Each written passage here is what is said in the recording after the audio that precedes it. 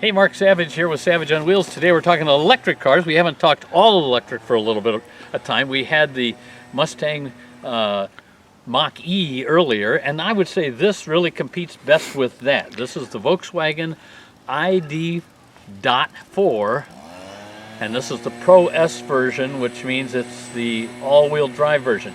Now there's two different versions here. The basic AWD Pro starts with a rear-wheel drive and just the electrics in the back. The all-wheel drive has electric motor in the back, electric motor in the front to drive both sets of wheels. The all-wheel drive also has about 295 horsepower and about 339 foot-pounds of torque.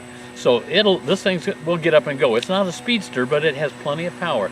The other only has 201 horsepower. But I just want to show you a few things. When we're talking electrics, you notice, hey, we don't have a grill anymore, do we? You know why? Grills let air in to help cool things. Well, we don't need to cool anything except the batteries. So they have some vents here that will allow some air in to get in to cool the batteries. And of course, we still got our big old logo because everybody's got to have a big logo these days. But that's one of the differences that we have here. And then, you know, this is riding on 20-inch tires because we got what they call, they have a special package here that gives you the silver trim, the silver back here, the black roof, and then you know, another little silver panel back here. So it makes it look a little bit sportier. And we'll just show you in the back while we're back here. There's plenty of room in here. Supposedly they have a 3-row version. This is the 2-row version, but there's lots of room back here. What I like too is that not only can you hide something under here, but then I don't have it in here right now because it's still in my garage, but this is where you put your plug in and your charger. So you can just put it down in there to take it with you if you go somewhere. And one thing I was showing Paul a little earlier that I'm not real wild about, but you might like for your garage, is here's where you charge it up, where you plug it in. And my garage, I got the outlets on that wall and the front wall. Wrong side. This is tough. I have to back into my garage. Not convenient for me. But anyway, I think it's an interesting looking vehicle, and again, it definitely competes well with the other hybrid or the other electrics that are out there. And we'll tell you a little bit more about it. We'll show you the interior, which is a little more space agey. Okay. So what's under the hood? There's an electric motor down here. Again, because this is all-wheel drive, there's one for the front and one for the back. Kind of hard to see it. And then, you know, the usual fluids and so forth. The one difference here between this and that Mustang Mach-E that we talked about is the Mustang Mach-E has a little frunk up front, so it's a little bit of trunk space that you could put maybe a bag or some little, you know, odds and ends of stuff in. This one obviously much more like having an engine, only it's a motor in the front. So, you know, any interior, there's good things and bad things. Here's one thing that I do like here is we got the tilt telescope wheel, right? That's always nice, but the pod that has your speedometer on it and your charge level is right there, and it moves with it so you don't end up blocking it. I know a number of times I put the wheel where I want it, well, it partially blocks your steering. Here's something different here. This is your shifter. Your shifter is forward for drive, backwards for reverse. A little bit funky. It's hard to remember initially, but there's also two settings here. I don't know, Paul, can you see we got a D and a B? The drive, of course, is D. B, I don't know what it stands for, but if you put it on that, what happens is it gives you more of the regenerative braking, so you feel it more. On drive, you coast more, and on B, it gives you more braking power, and that charges your batteries a little bit more. So there's that. Then the other screen controls basically everything we got going here. Let's go here and we'll show you. This is the screen that comes up. The higher your number here, which I'm at 2.2 miles per kilowatt hour right now, you want that to be a higher number because that means you're being more efficient as you drive. I started out this morning with 190 miles on my charge. I've got 173 now. I've only gone 13 miles, so that tells me that that doesn't quite figure right, but it's only about 28 degrees here today or so now it's up to 30. So the cold weather is sucking a little bit of my power out that way. The other thing that drives me nuts with this, and I just was telling Paul, I like my heated seat on, and it's got a heated steering wheel. That's wonderful. But when you turn the car off, it remembers the driver seat, not the steering wheel, and it doesn't remember what the passenger has on at all. The other thing is you can do climate this way. Shows you the screen here.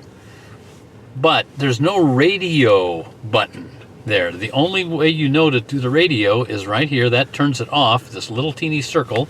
Turn it back on. I can give you some volume. It's one of these where we can slide it. That's great. Or you can just wave your hand over it too. But it's like, okay, now where's my radio? I got to go to my little square home button, which I have no idea why it's just a little square button. Then we have to find radio up here. Then we can scroll up and down and find our station. So my thought is, I would rather have a radio button here than this park menu button. I'm not even sure, you know, what that's, doesn't seem to, that's showing me my backup camera and stuff and my parking sensors. I can look out my windows and figure that out. So give me a radio button so I can do that more quickly. Mode button, Eco's what I've been on. We got comfort, we'll go to sport here, Paul. We'll see how much of a acceleration we got when we pull out of here.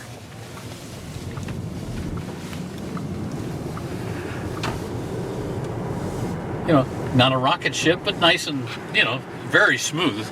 You can't say it's not smooth, that's for sure. I cannot say it's not smooth. Yeah, it's smooth, it's quiet. I can, you know, Paul and I can have a nice discussion here about how much he loves electric cars and so forth. But no,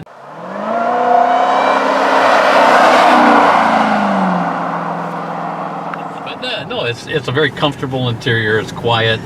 And it rides pretty nice. There's a little bit of bump on some of the really bumpy roads. We're lucky in this part of the world, we got a little smoother roads. But it's generally a nice ride and handles fairly well. When we put it in the sport, it does firm up the steering a little bit. And when you have it in that, there's where we can let off the gas, Paul, and you can feel that the braking really starts to pull it down a little bit and, again, supposedly charge the batteries a little quicker. So, in fact, I got it still on that. We'll put it back to the normal, and then we'll show coasting there. That's a normal coast in a car. Out for the drive today, what do we got? Out for a drive, alpacas. Alpacas, it looks like. Yep. Here. Look at that. Holy cow, they're out of their fence. That's not necessarily a great thing. They're feeding. Yeah. Only in Wisconsin. Only in Wisconsin, except I'm surprised it's not cows, you know. So, Volkswagen ID4 starts about $41,000 for that rear-wheel drive version that we talked about. This one with all-wheel drive starts about $49,000. This is only $50,000 because we added this gradient package that puts the cool roof and the bigger wheels on it. There's going to be a new base level coming out soon. This one was made in Germany. The new models are going to be made in Chattanooga, Tennessee at the Volkswagen plant down there, and that's supposed to be about $35,000, so that gets it down there a little bit lower. Plus, remember, these have a $7,500 tax rebate on them, so that helps bring the price down a little bit more. And Volkswagen is offering you 2 years of maintenance for free, and in addition to that, you got a 3-year charging card that you can go and charge at Charge America and get free power whenever you're out on the road. So things to think about. The good news again that we're getting up to 250-mile range on this. That's at least a reasonable range you can get, you know, between cities and go downtown and back and run around a little bit. It's not like the old electrics that we're getting 30 and 40 miles per range, miles of range. So this is, you know, this is getting up there. We're finally getting to something that's a little more useful.